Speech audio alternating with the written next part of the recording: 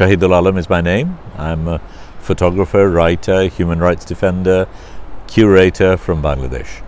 I was born and brought up in Bangladesh, and that's where I set up my festival, my school, and the agency that I run.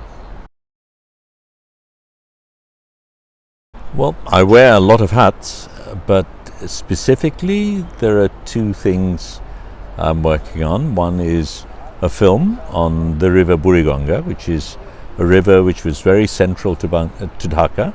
The city of Dhaka grew along the banks of the river, and I've been, over the last year, I've been with a team of scientists, researchers, historians, storytellers, trying to do the background research on why this river, which was once so important for us, is now dying almost.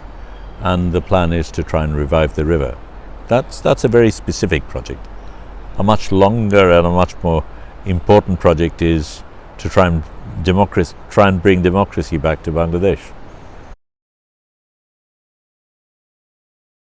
That has been a very, very long process. I mean, I left Bangladesh in 1972, just after it became independent.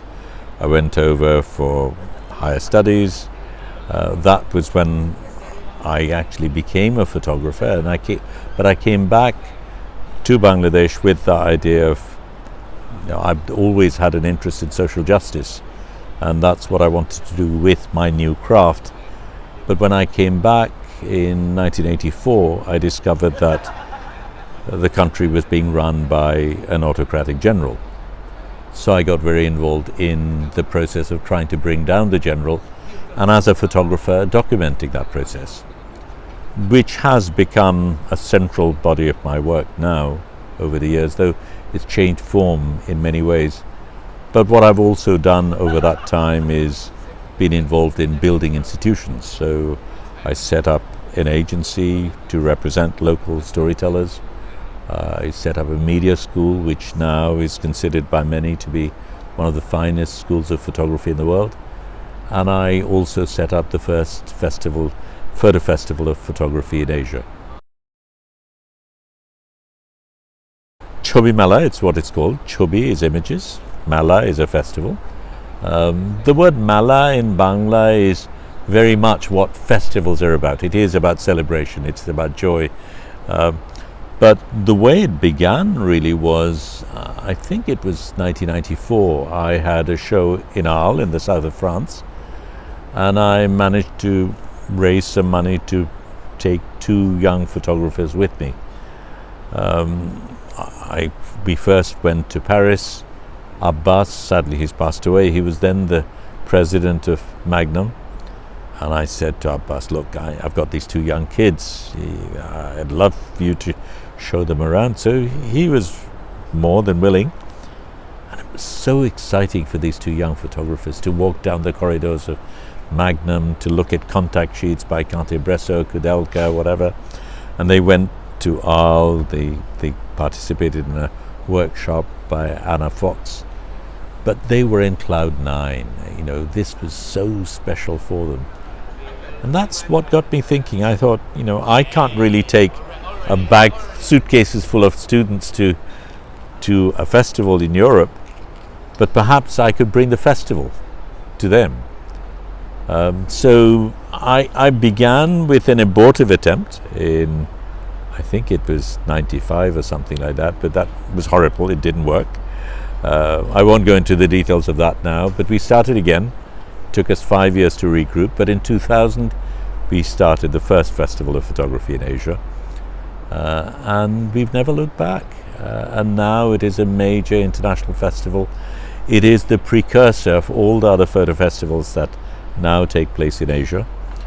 And what it has done is to create that melting pot where international practitioners, local practitioners, students and legends all come together and produce something wonderful together.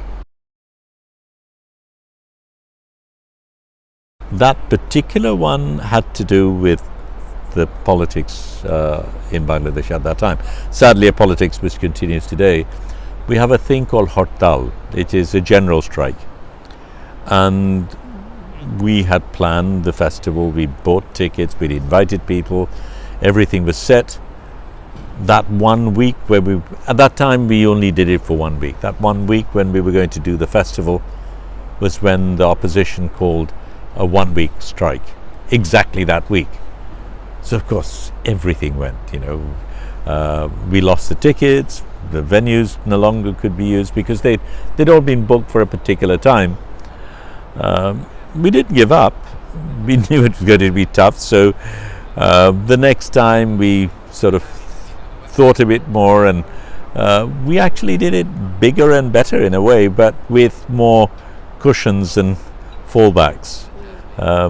And in 2000, by the time we recovered and were able to gather the resources to try and do it again, we again had a problem. This time the key exhibition we were going to have was on the War of Liberation in Bangladesh, which is really the most emotive thing there is for Bangladeshis. And I thought for something like that there would just be so much interest. There was a lot of interest, but we couldn't really raise any money, sadly. But we were able to convince the government to let us have the National Museum for the central exhibit.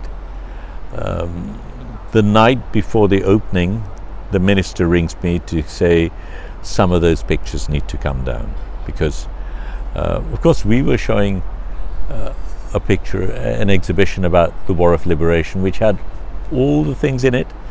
The government wanted their version of history. They didn't want history. Of course that wasn't something I was interested in. And they said, well, unless those pictures come down, you don't have the place. So we said, okay, we don't have this place, we'll do it on our own. So we pulled the show. Getting things inside a museum is difficult. Getting things outside of a museum is much more difficult, particularly at 10:30 at night when the only people there are the security guards. But we managed it. We took everything out onto the streets, called our friends. We had a press conference at that time telling people what was going to happen. We had a different show in our own gallery by a woman called Polly Hope, a British artist, and I rang Polly to say, sorry Polly, this is what's happened. She was perfectly willing, said, okay, go for it. So we took Polly's show down, we put up this one. I remember, I think it was 3:30 in the morning when I finished curating the new show, and we started hanging at 3 p.m. with the same chief guests. We had the opening in our own gallery, and it was a fabulous show. And the government was left with egg on its face, because people wanted to know why this show, this fantastic show, was not taking place in the museum. So that's the relationship we've had right from day one. But that's the space we live in.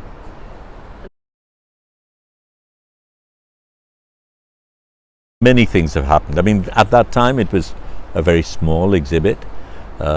It's grown, the number of artists, the number of venues, and later on the government have actually recognized that they can't deal with us like that. So we have had government venues, but in 2018 I was arrested and jailed by the government because I was critiquing the government before a rigged election. We didn't know it would be rigged at that time, but that's how it turned out. And I was tortured. I spent time in jail, and obviously after that we've had no access to any of the government venues, but we've continued regardless. I mean, we planned the 2019 festival, took place in January, and in November I was in jail. We decided we would go ahead. I mean, there was no guarantee that I would come out or when I would come out, and no guarantees of funding, but we decided we would continue to plan, and we did. And we had the shell of a building we were building at that time for ourselves, and in the carcass of that building we had this glorious festival. In a sense, it was more interesting because the building was under construction. So we had a freedom we would never have in a conventional gallery.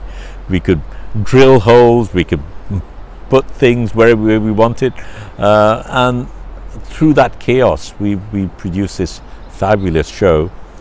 What we also did was, the government rigged the elections in December. Our festival was in February.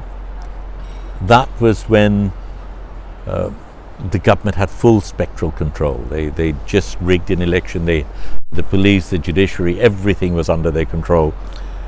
And in the opening event, we had a discussion on freedom of thought and expression in South Asia. And we were approached by people who had nothing to do with the arts, who, trade union people, doctors, professional organizations, whatever. And they wanted to know how we got away with this.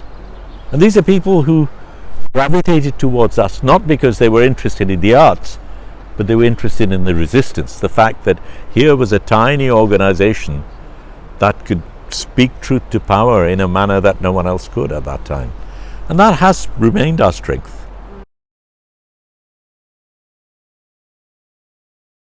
For a start, I'm not the only one who does it by any means. I was involved in starting it. One of the beauties we have is, because we have the school, the festival actually works as a laboratory.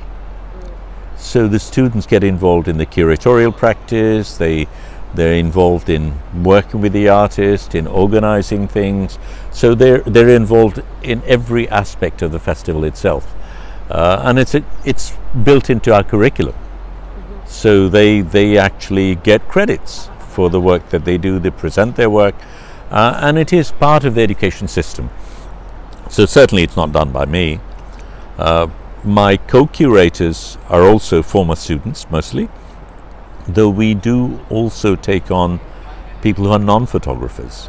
We take on architects, we take on sound artists, other people to really get a much more holistic approach towards the medium. What we do is, on the last day of every festival, we have a poll. We gather everyone round, we have a poll on what the theme of the next festival might be. And so there are many names suggested. We put it online, and there's an online discussion. And through that process, the public determine what the theme of the next festival will be. So the theme reflects what the public need is, in a sense. Of course, being who we are, the fact that we are very involved in social justice does mean that whatever theme there is a strong component of issues of human rights, of social justice within it. But outside of that, it's very open.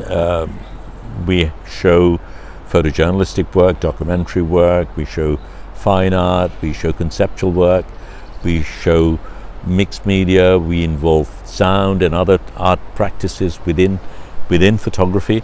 One of the things that has happened in Bangladesh is photography was always very marginalized. Even within the media itself, photography was very low down in the hierarchy, and certainly in fine art practice, photography was not considered at all.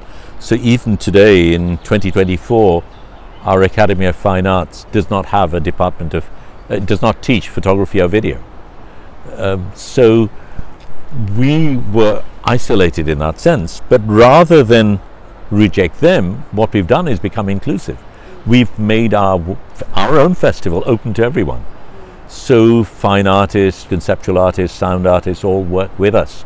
Architects, writers, they work with photographers. So our festival is shaped by this collective, where photography obviously has a central element. It's evolved over time. I mean, certainly when we began, at that time there had been no festival at all. So it was crude, it was what we could manage at that time, and the bulk of the work were people that we already knew to a large extent. But now that the festival is known, we have an open call, so we have work from all across the globe, from very, very interesting people who want to participate. We've also had a more inclusive curatorial team. So both sides have been far more open, and it has evolved over time. What we've also done is, until the recent situation when, of course, it became very difficult because of the repression, we've also included very non-characteristic spaces like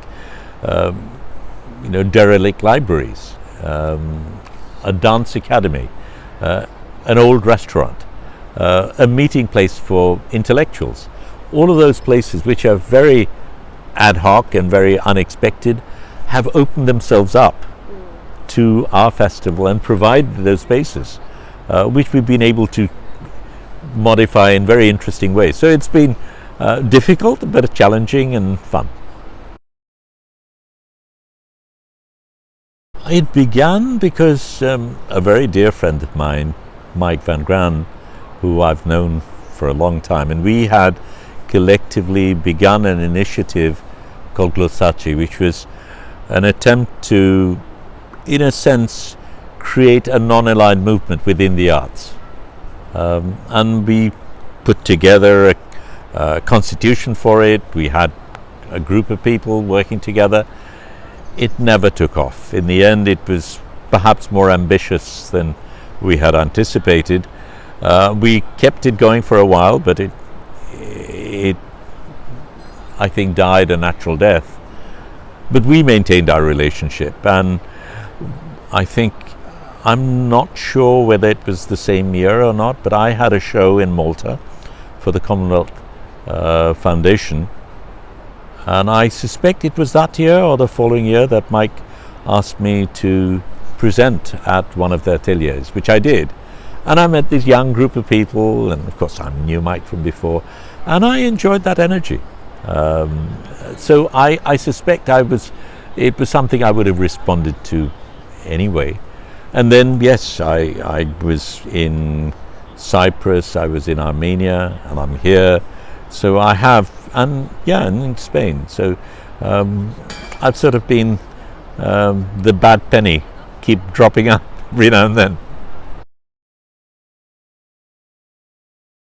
Festivals themselves, I think, are very, very important. They are seen for what they do in terms of being a music festival or a film festival or photography festival or whatever. I see them much more as incubators of thought. The fact that people come together, they share, they challenge each other, they provoke each other, and through that something new happens. And at this point in time, when we live in such a polarized world, I think it is extremely important that we are able to overcome the othering that constantly takes place. And I think festivals are a very good source of that. Other things also happen. I mean, I remember, for instance, that Jodie Beaver, the South African photographer, when she came to Dhaka, she met Graciela Iturbide from Mexico. And Graciela had been one of her heroes for a long time. And she came to Bangladesh to find her hero. So it has become a melting pot in that sense. And one of the things that for our festival is very important, the New York Times describes it as probably the world's most diverse festival. And we have made a conscious effort of including people from all across the globe. The festival I mentioned, Arles and Pepinio, at that time, the festivals that I went to were largely European, North American. The work was to a large extent predictable. You knew who the big artists were. You often knew what we were going to see.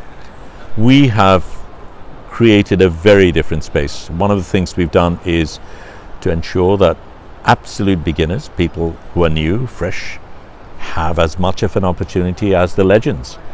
So you have a situation where work of various different types and directions coexist, which does not usually happen in most festivals. There's a huge amount of experimentation, there's a great openness, but we also have one aspect which I think is very important. We have huge public engagement. So we actually have mobile exhibits which go on rickshaw vans, which go to football fields, to school playgrounds, on boats on the river. And we've actually developed that model for exhibiting generally. We've done it in other countries on camels, on trucks, on tuk-tuks, taking work to places that have never seen work before. And that is very, very important for us. But that also gives a very different feedback, which both the visiting artists and our own enjoy very much. And we have audiences like no other festival does.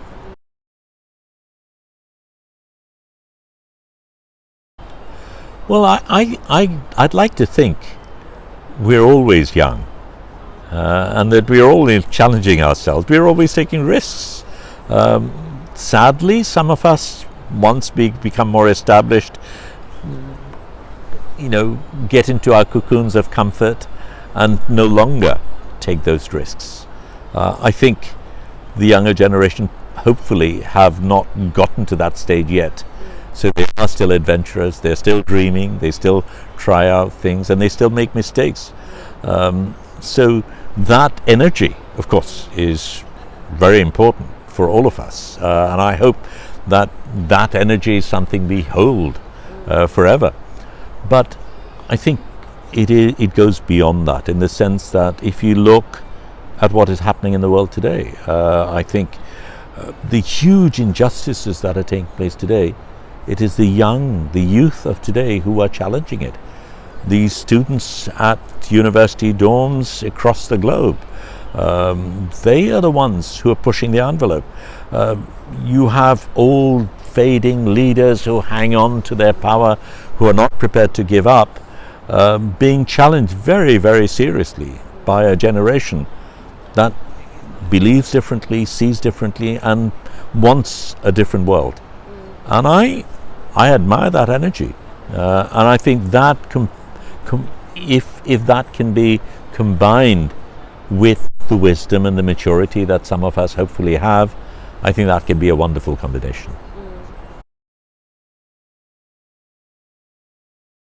I think the nature of a festival, or at least most festivals, in a sense creates the environment for interaction. It is a meeting place. Sure, there are artists whose work is shown and we see it, we respond to it, but people gather because it's an event, because they want to participate in that process of celebration. And what that does is it brings people of various different backgrounds together, pitches them against each other, creates a mix which we do not always have. And I think that degree of openness is missing in world leaders today. One of the problems, we talk to politics, one of the problems with politicians is that their interest is in staying in power, which is very different from the interests of artists to participate in festivals. Artists in festivals want to be part of that collective. It is through that collective that they grow together. Politicians protect their turf. They create demons because it's expedient for them to do so. And I think society today is calling out these so-called leaders. And it is time for them to step back. I think their era has gone.